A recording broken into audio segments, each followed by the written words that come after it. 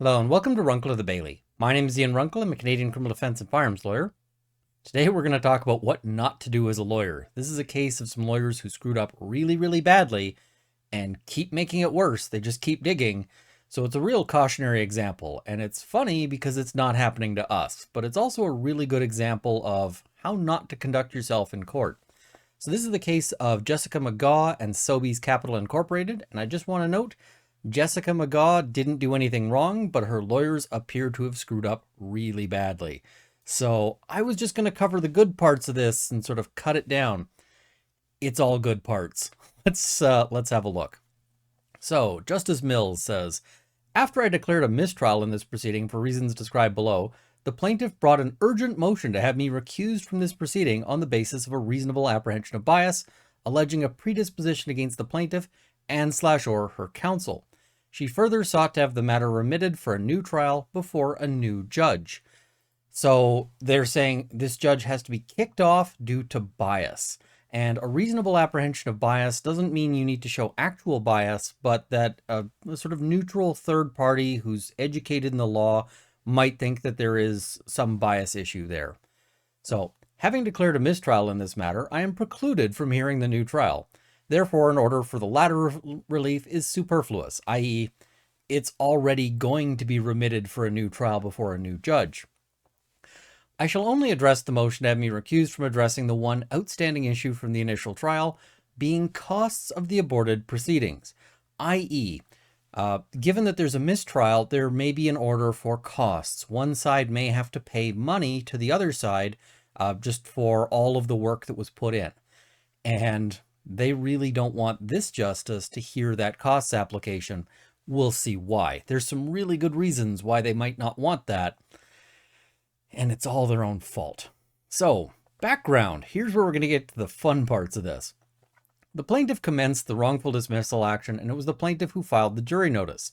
The plaintiff alleges she was terminated without just cause and seeks damages, including aggravated and punitive damages for the treatment she claims she was subjected to by the defendant.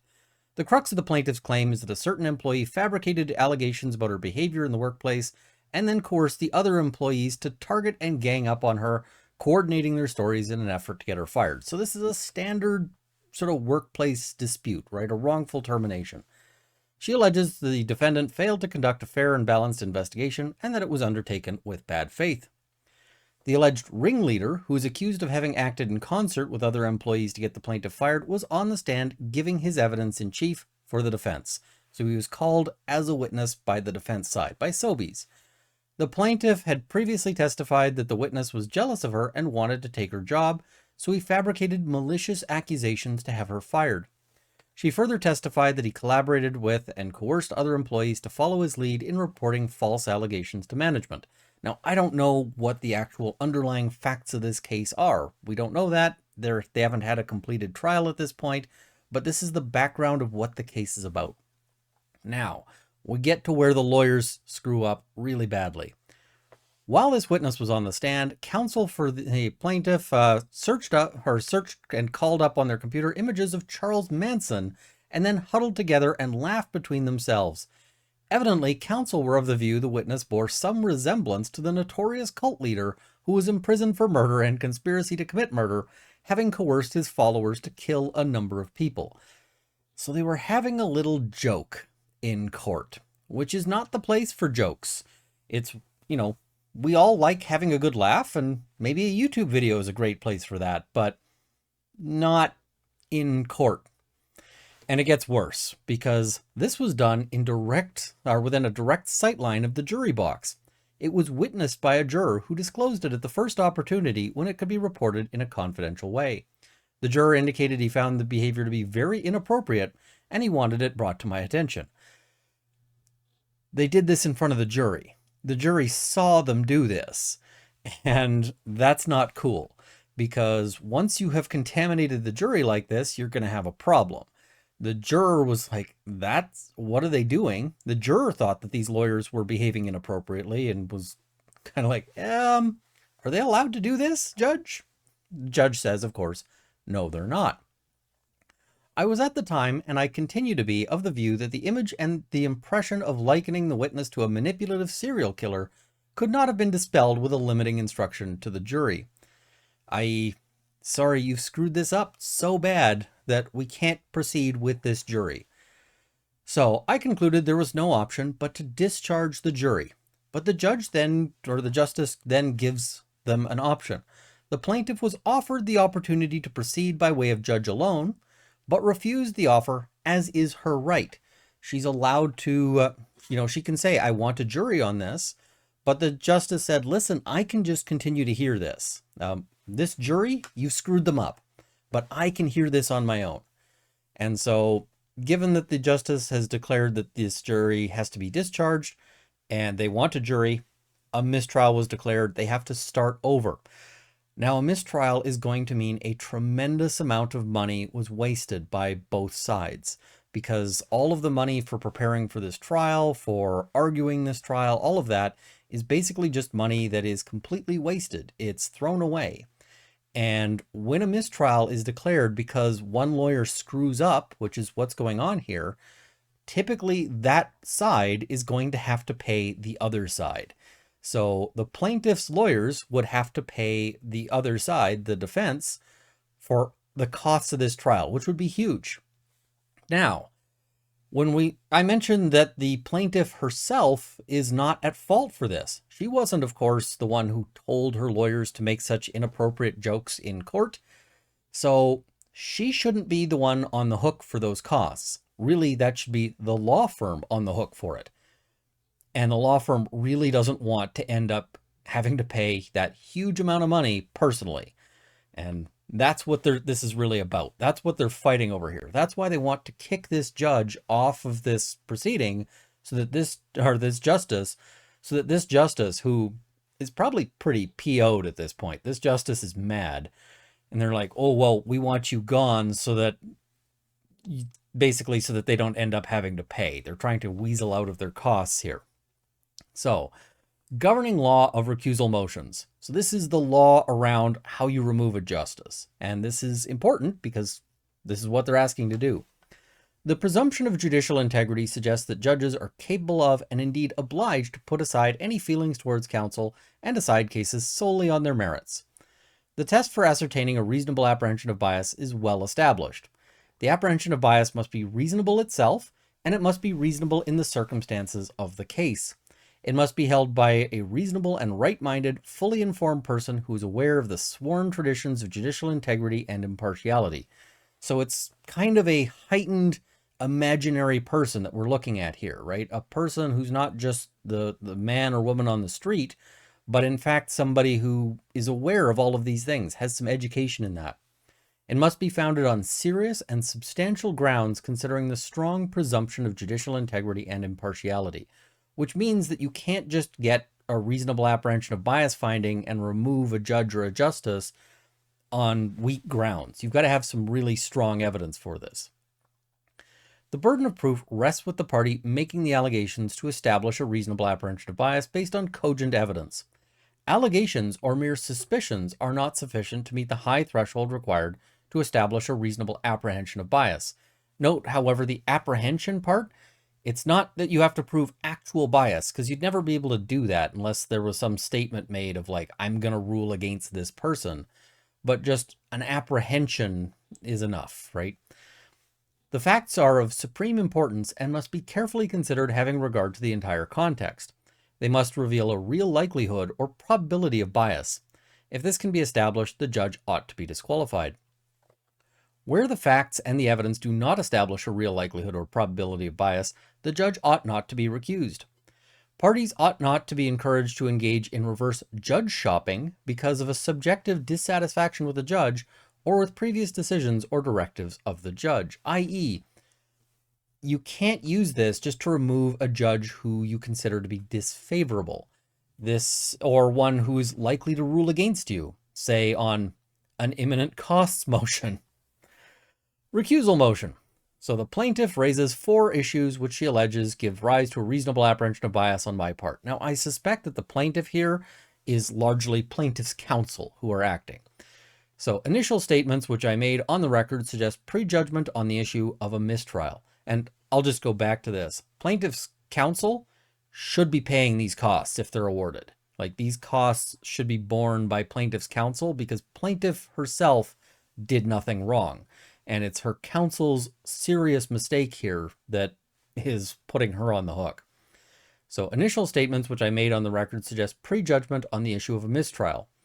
I required counsel to comment on the note received from the juror, thus requiring them to waive litigation privilege. They're going to explain what they mean by that a little later on. I impugned the ethics of plaintiff's counsel. Kind of a bold statement here, given plaintiff's counsel's actions, but we'll talk about that. And I accepted the juror's note at face value. So, the plaintiff has sworn an affidavit stating that after reading the juror note, I looked at her counsel and I asked why I should not order a mistrial prior to receiving any submissions on the issue. Well, that's actually asking for submissions, right? Hey, this is an issue that appears to raise a mistrial issue. What do you think about that? I think that's appropriate. Sometimes actions come up that might require or seem to require a mistrial, and you have to ask about that. She also stated that the juror note was never provided to counsel and it was not entered into evidence. There was a suggestion in the affidavit that I may have fabricated the note from the juror or that the contents of the note were fabricated by the juror. I'm just going to go ahead and say here, suggesting that the judge falsified a note is the kind of thing you don't do lightly. It's the kind of thing you should not do unless you've got some real proof to back it up, because, you know, if you're going to take that shot, you better not miss, because they might shoot back. Counsel submits this evidence demonstrates that I had prejudged the matter and summarily ordered a mistrial contrary to the law, which states that a mistrial should only be ordered as a measure of last resort. Well, I'm sure they're going to appeal on this issue, and I don't think they're going to win. But a review of the transcript from the trial readily dispenses with all these statements and suggestions, which is the judge basically saying, I am calling BS on this. You're full of it. The juror note was read into the record and marked as a lettered exhibit at the trial, so it is in fact evidence. I invited submissions from counsel as to how this issue could be addressed with the jury. In response, Mr. Dubouquet, or I'm not sure if it's Dubouquet or Dubusquet, so yeah, Jean-Alexandre Dubusquet or Dubouquet, I'm not sure which it is, said, I don't see why submissions are necessary.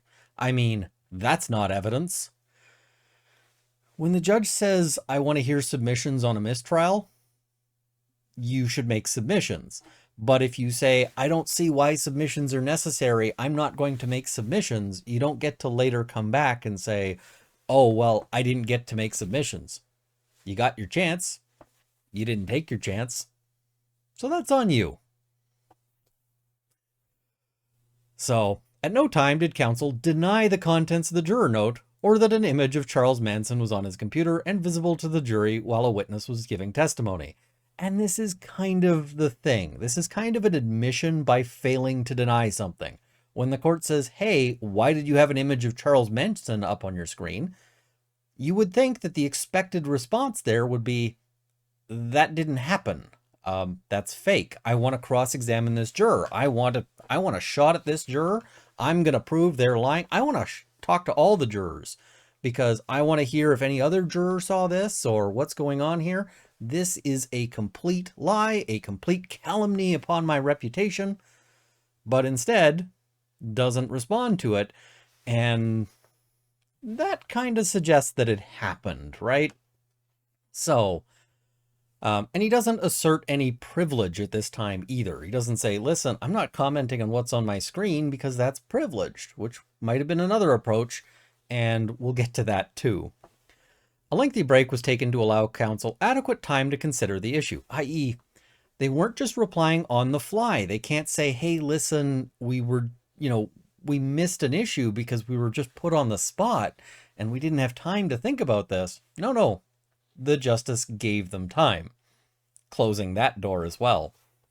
After receiving submissions from both counsel for the plaintiff and the defendant, I concluded the prejudice caused to the plaintiff's case could not adequately be addressed with a limiting instruction to the jury, and the mistrial was declared.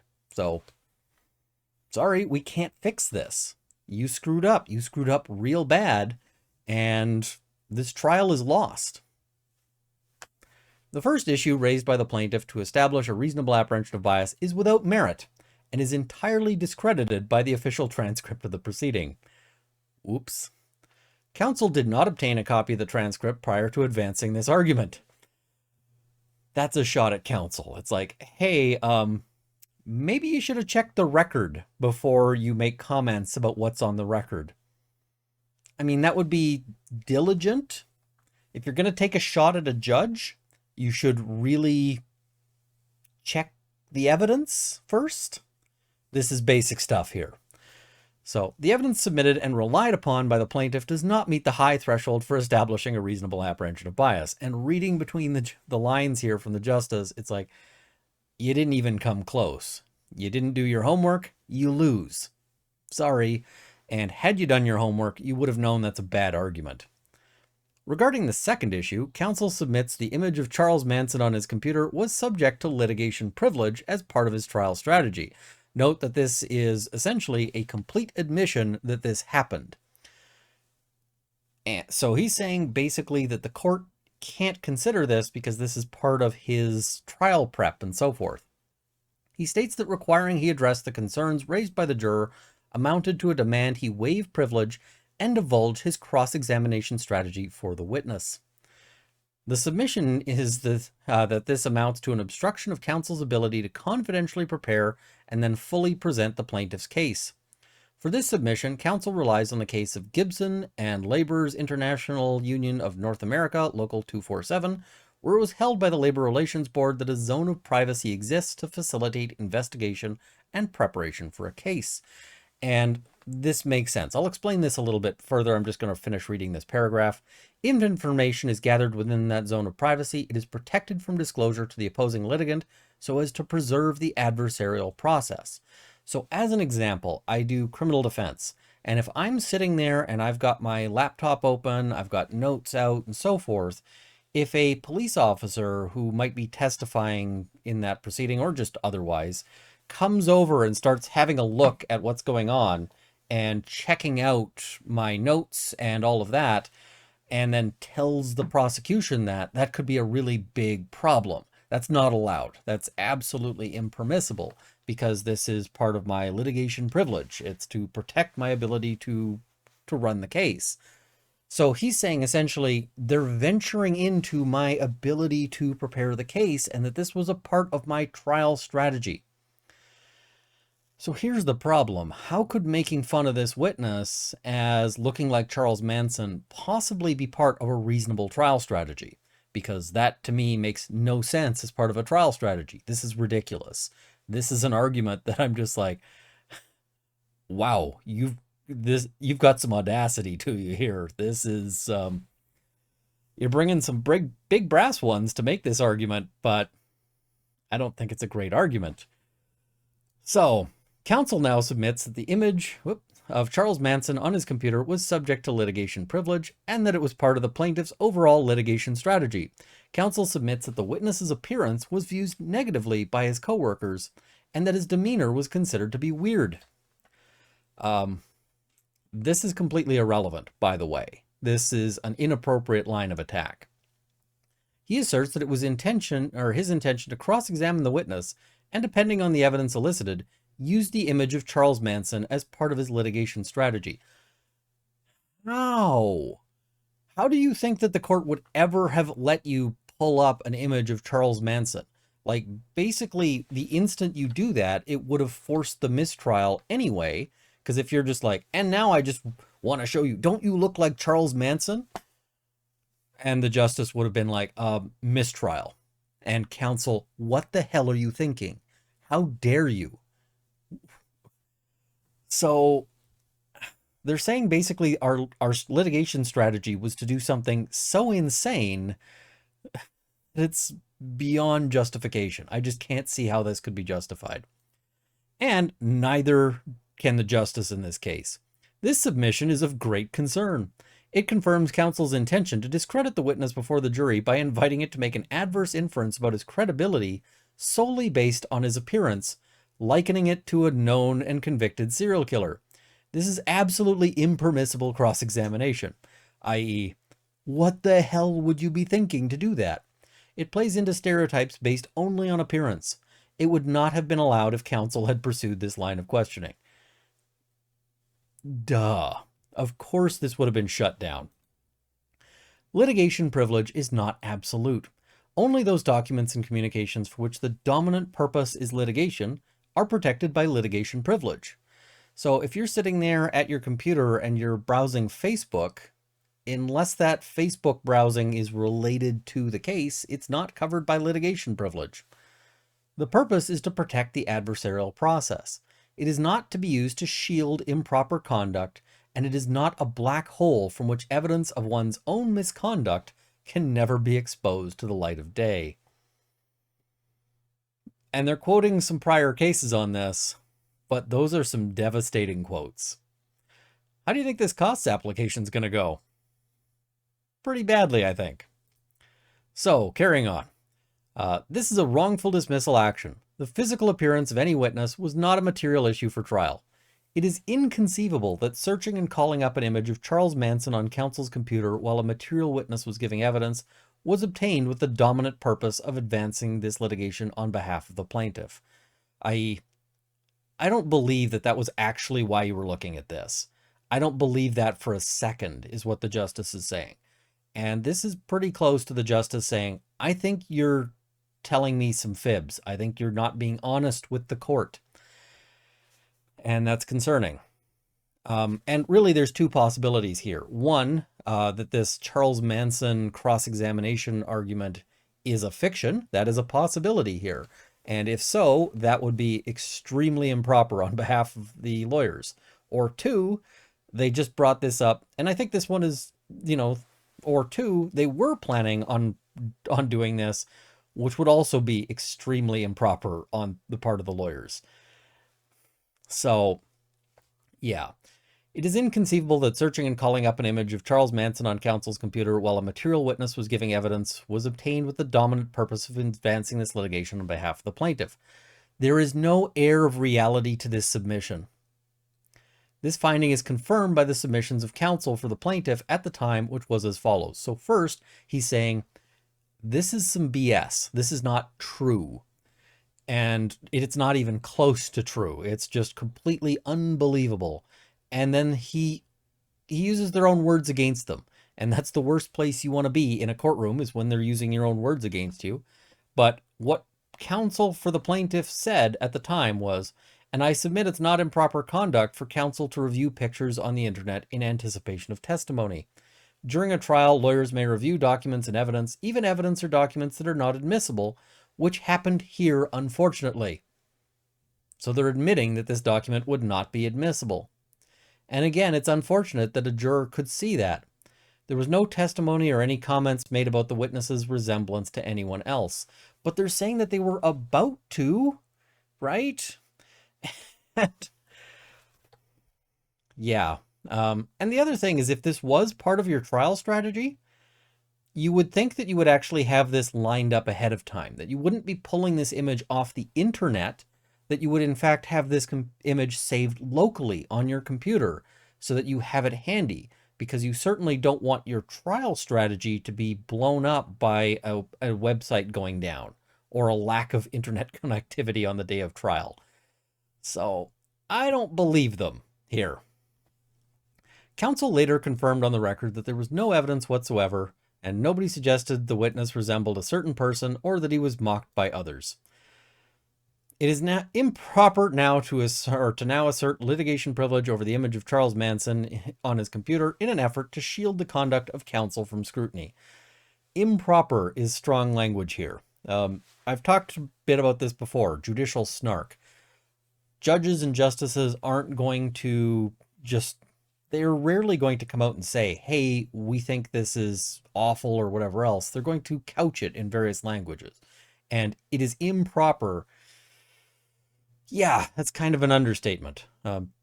Justices tend to be a matter of understatement, but there's a lot of meaning to it. I find the second issue raised by the plaintiff is without merit and does not meet the high threshold to establish a reasonable apprehension of bias. With respect to the plaintiff's third issue, she submits that when a judge impugns the ethics of counsel, it is a factor to be considered when assessing whether there is a reasonable apprehension of bias. Now, the reason why they keep saying plaintiff is raising these issues is because that's just how court works. When plaintiff's counsel raises the issue, it's plaintiff making the arguments, is how that gets put in here. But I hope that this justice is going to be very aware of the issues with respect to plaintiff, like the actual person bringing the suit, and plaintiff's counsel, because this seems like a scenario where perhaps costs should be awarded not against plaintiff, but against plaintiff's counsel, because I don't think she did anything wrong. There's no indication that she was involved in this in any way. And certainly she would be less aware of the requirements for what you do when you're in front of a jury. In this regard, the plaintiff relies on her impression that the decision to order a mistrial was the result of my prejudgment, as referenced above and dismissed as being factually incorrect. She adds that my view of counsel was unfavorable. Okay, that may well be true. My view of counsel is unfavorable, but it's not because I knew these people before. This is the first I've ever heard of them. It's because their apparent conduct here is what the hell. And so that creates an unfavorable impression on me, and probably also did on the judge. You know, when you piss off the judge by doing stupid things, the judge may not like you anymore. That's just a consequence of your actions. That's not bias. So, in my oral reasons for granting a mistrial, I described counsel's behavior as inexcusably disrespectful to the witness and highly prejudicial, which in my view is incapable of being remedied with a jury instruction. I would say that's actually just an accurate recitation of the facts. That doesn't seem like bias to me, that just seems like accurate. When addressing the issue of cost, my endorsement the following day stated the mistrial was directly due to the conduct of counsel. Yep. That seems accurate. And I asked counsel to address Rule 57.071C, the provision in the Rules of Civil Procedure, which permits costs to be ordered payable personally by counsel, i.e., the lawyers will have to pay this potentially and not the client. And I think that's the appropriate remedy here. The plaintiff submits these statements give rise to a reasonable apprehension of bias on my part. Why would this be reasonable apprehension of bias? Why at all? And quite frankly, this to me seems bizarre, because I would if I screwed up like this, if this was my mistake, I would have said, listen, Justice, if you find costs are to be awarded, I encourage you to invoke the rule, because this is my screw up. Why would I charge my client for something that is blatantly not my client's fault and is only my fault? And in fact, if the court did not impose this rule and I screwed up in this fashion, I would pay the costs personally anyway, because I think that's the proper thing to do. I think that's the moral thing to do. And the fact that they are trying at this point to fob these costs onto their client is what seems to be going on, is shocking. Shocking. How dare you? Bizarre. So, and I have some other questions here. Is the client paying money to these lawyers on an hourly basis for them to argue that these costs should be payable personally by the client and not by the lawyers? Because if so, why are they still on this file? Why have they not? This would be a situation where you have a direct conflict of interest, an absolute conflict of interest, because you want your client to pay and it's your screw up. I think that this is a situation where I don't see how they can still be on this file and not having their own counsel arguing this. I've got some real concerns here. But let's see what the justice says. The statements are factually correct. To my knowledge, the plaintiff herself did nothing to create or contribute to the event which gave rise to the mistrial. That's what it seems to me to be. The conduct of counsel was disrespectful to the witness, and searching images of Charles Manson within view of the jury was highly prejudicial to the plaintiff, particularly having regard to the nature of the case she was advancing. Contrary to the characterization by plaintiff's counsel at the time, I did not view this as a small bump in the road of the trial. That's a quote, the small bump in the road. Counsel did concede on the record that had he known the juror he could see his computer screen, he would have acted differently, and he assured me it would not happen again. Get a privacy screen for your computer is a first step. The second step is don't do stuff like this. There was no reason for it. If you want to have a joke about the witness looking like Charles Manson, do it in your office, not anywhere the jury could see. This was not hard to avoid. I made no finding at the time, nor do I make any findings now that the conduct of counsel was unethical or in breach of the rules of professional conduct. That is a decision within the strict purview of the Law Society of Ontario. Law Society of Ontario, get on making that decision. I suspect they're going to have some opinions on that one. I viewed the conduct as being prejudicial to the fair and proper hearing of the trial. On the record, I expressed my concerns primarily for the plaintiff, but I also raised the concerns of prejudice to the defendant, whose witness, a long-standing employee, was being disrespected by opposing counsel. Now you might be saying, how is this prejudicial to the plaintiff? Well, plaintiff is advancing an argument that there was sort of fake reports about her activities. Well, if the jury thinks that she is making fun of this witness, if the jury thinks that she is bullying him or harassing him in some fashion, the jury could well hold that against her. So it might not be a situation where they go, oh yeah, this guy looks like Charles Manson, we have to disregard him. It could be they're insulting this guy in court. So yeah, it seems like she's a bully. Thus, I find the third ground raised by the plaintiff to establish a reasonable apprehension of bias is without merit. When examined in the entire context of the situation, a careful consideration of the facts does not reveal a real likelihood or probability of bias. I would agree with that. Finally, the plaintiff suggests that counsel was obstructed from properly testing the evidence of a witness because the juror was not called upon to be cross-examined respecting the contents of the note. She alleges this gives a rise to a reasonable apprehension of bias. There was no request by counsel to have the juror brought forward to be questioned regarding the note. Indeed, counsel stated on the record that speaking to the juror regarding the issue was in the circumstances was probably overkill. He was of the view that, at most, a mid-trial instruction would be adequate to direct the jury that they should disregard any resemblance made between the witness and anybody else and disregard their feelings towards counsel. Yeah, because I'm betting that they don't like you personally as lawyers anymore. I disagreed that this was an adequate means with which to address the issue. So, counsel stated on the record that they didn't want this juror to be questioned. And now they're saying, oh, that this juror wasn't questioned. Well, you got to pick your horse. You can't say, nah, let's not talk to this juror, and then also say, but you're biased for not talking to the juror. You cannot say that the justice in this case was prejudiced against you or biased against you because they did what you asked. And the fact that those words are now coming out of my mouth is mind-boggling. How is this a question? So, the response by counsel when confronted with the juror note left me with no doubt that its contents were accurate. No kidding.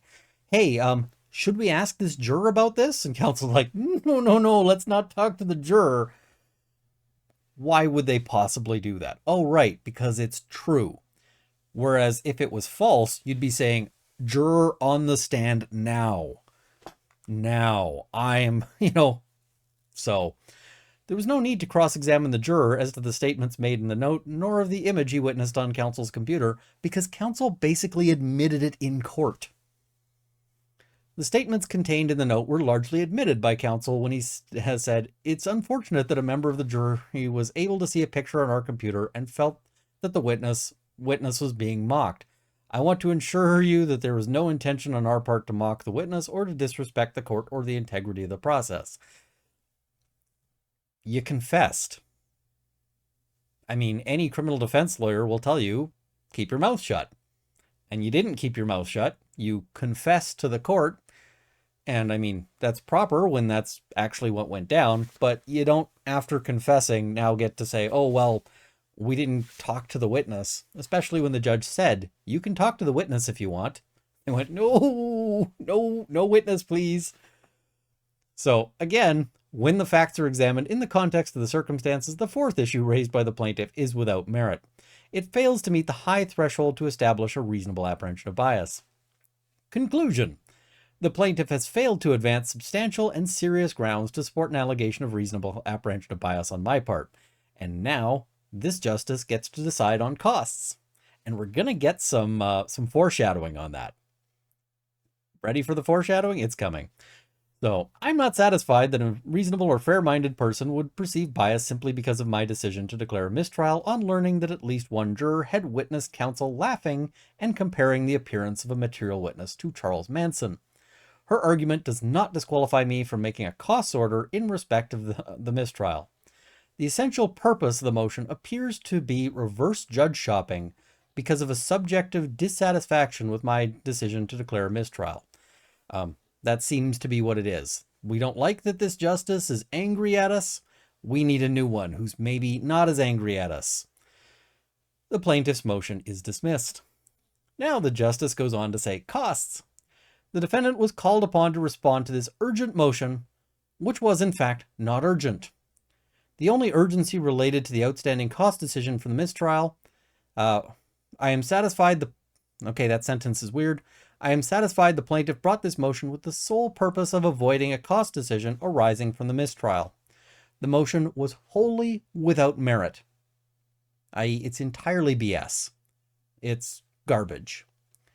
The defendant is entitled to costs of this motion on a substantial indemnity basis, i.e., we're paying more than usual here.